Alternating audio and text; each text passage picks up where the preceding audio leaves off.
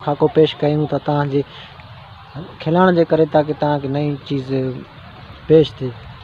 ठीकु आहे, कंटिन्यू। मां आहियां वज़नी, तव्हां ॾिसंदा आहियो मुंहिंजो पेट आहे वज़नी। अड़े जंहिंखे हणा उहो टुकर टुकर थी वञे सफ़ा सरी। मां आहियां वज़नी। छा में वज़नी आहे तूं? रेल जी पटड़ी आहे वज़नी आहे, पंज मोर जो दरवाज़ो आहे, लोह जो दरवाज़ो आहे, छा में वज़नी आहे? अरे मुंहिंजो अबो जॾहिं मां पैदा थियो मुंहिंजो अबो चवंदो हुयो तूं आहे पुटु वज़नी, तॾहिं त मां वज़न वधायुमि। पोइ बाबा वञ। अरे पहिरियों मुंहिंजो घणो किलो वज़न हुयो चरिया ख़बर थी? 80 किलो मुंहिंजो वज़न हूंदो हुयो। बाबा पोइ तूं वज़नी आहे त वञ बाबा, रोडनि जा पत्थर भन, तूं वज़नी आहे। बाक़ी हाणे अला माने वज़नी आहे तूं, रेल जी पटड़ी आहे वज़नी आहे, पंज मोर जो दरवाज़ो आहे। मां तव्हां तो मां टुकर टुकर करे छॾींदो। मां अहिड़ो वज़नी आहियां। मां चाहे तो मां ईअं जो आहियां, मां टुकर टुकर थी वेंदे। मां वज़नी आहियां वज़नी। मुंहिंजो नालो आहे सेठ वज़नी। वज़नी आहे त बाबा चवां त थो वञी लोह जा दरवाज़ा, पंज मोर जा दरवाज़ा आहीं तूं, या रेल जी हिकु पटड़ी आहीं तूं, वज़नी आहे। वञी पोइ वज़नी आहे त वञी रोड ते पत्थर भन न। वज़नी आहे पत्थर मां वरी बना पत्थर बना। बाबा तूं मुंहिंजो नालो ख़ाली वज़नी आहे यार, मुंहिंजो नालो ख़ाली वज़नी आहे। बाबा तूं त वज़नी आहे। पोइ तव्हां वरी छा सम्झो त मां बिल्डोज़र आहियां, वञी भितर बंदो वतां लोहा दर तव्हां सम्झो आहे, मूंखे पंज मोरा दरवाज़ा तव्हां सम्झो आहे। यार हे हाणे तव्हांजो तरीक़ो आहे। बाबा वज़नी माण्हू ईअं हूंदो आहे न, वज़नी आहे त वञी पत्थर भन या मां वज़नी हलंदो आहे ईअं पत्थर। अरे मां वज़नी वज़नी जंहिं माण्हू सां विढ़ां मां उनखे टुकर टुकर करे छॾां। तूं वरी मूंखे चईं त लोहा दर भना, लोहा दर आहे, तूं पत्थर आहे, तूं रूलर आहे। अरे बाबा तूं जंहिं माण्हूअ सां, इहे माण्हू कहिड़ा आहिनि? असां त इंसान आहियूं। अरे दरअसल मां वज़नी न आहियां, मुंहिंजो पेट वज़नी आहे। पेट यार तव्हां सम्झो छो था, जंहिंखे हणा टुकर टुकर थी वञे उहो। पोइ तूं लोह खे हण बाबा, जेको टुकर टुकर थिए, पत्थर खे हण पंहिंजो पेट जेको टुकर टुकर थिए। माण्हू खे छो टुकर? मां माण्हू सां विढ़ंदुमि छो जे करे मां आहियां वज़नी, मुंहिंजो नालो वज़नी आहे। अरे हे वज़नी वरी बि उहा ई ॻाल्हि, वज़नी वज़नी वज़नी, इहो वज़नी आहे छा? वज़नी बेकार। दरअसल वज़नी मां न आहियां, मुंहिंजो पेट आहे।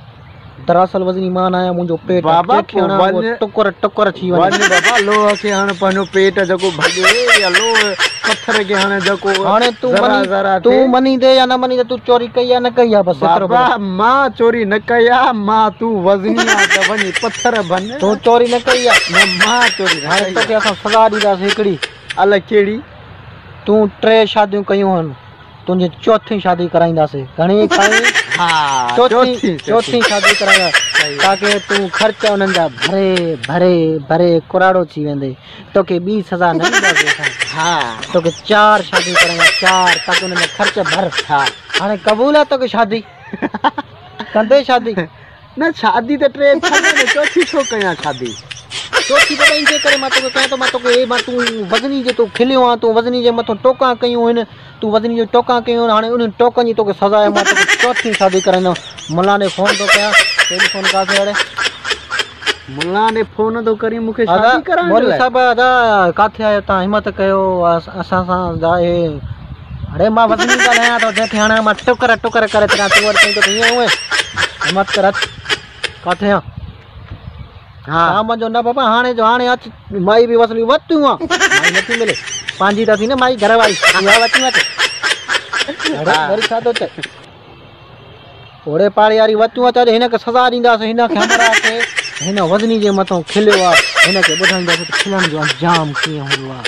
हिनखे ॾसींदासीं त कीअं तव्हां खिलिया वज़नी जे मथां, ऐं हे तव्हांखे सज़ा मिलंदी। हा थींदो, जल्दी कर, मत कर। तव्हांजी सज़ा मुक़ररु थी वई, तव्हांजो टाइम ख़तम थी वियो। चलो अरे वज़नी जे मथां कीअं खिलंदो आहे? दरअसल मां वज़नी न आहियां, मुंहिंजो पेट वज़नी आहे। बाबू तूं वज़नी पैदा थींदो, वज़नी पैदा वज़नी वज़नी। अच्छा त असांजी क्लिप तव्हांखे कीअं लॻी? हे क्लिप तव्हांजे असांजे हसाइण जे लाइ असां पेश कई थी। बिलावल अहमद और तव्हांजे हसाइण जे लाइ नई पेश कई। जी त असांखे जे प्रोग्राम ख़त्म, वक़्तु ख़त्म थियण वारो आहे। असांखे इजाज़त ॾिजो। तव्हांजो अली मुराद के साथ और नए जो है हमारे वीडियो क्लिप वगैरह जो है कि शेयर और लाइक ज़रूर करते रहना। आज हमने ये जो ज़ुबान अख्तियार की सिंधी में जो हमारे कौमी ज़ुबान जो हमें सिंध के रहने वाले हैं, तो वो हमने खाका पेश किया सिंधी के हवाले से। आप जो भाई लोग समझते हैं सिंधी तो वो समझे जाएंगे। और इस वक्त आप हमें इजाज़त दीजिए।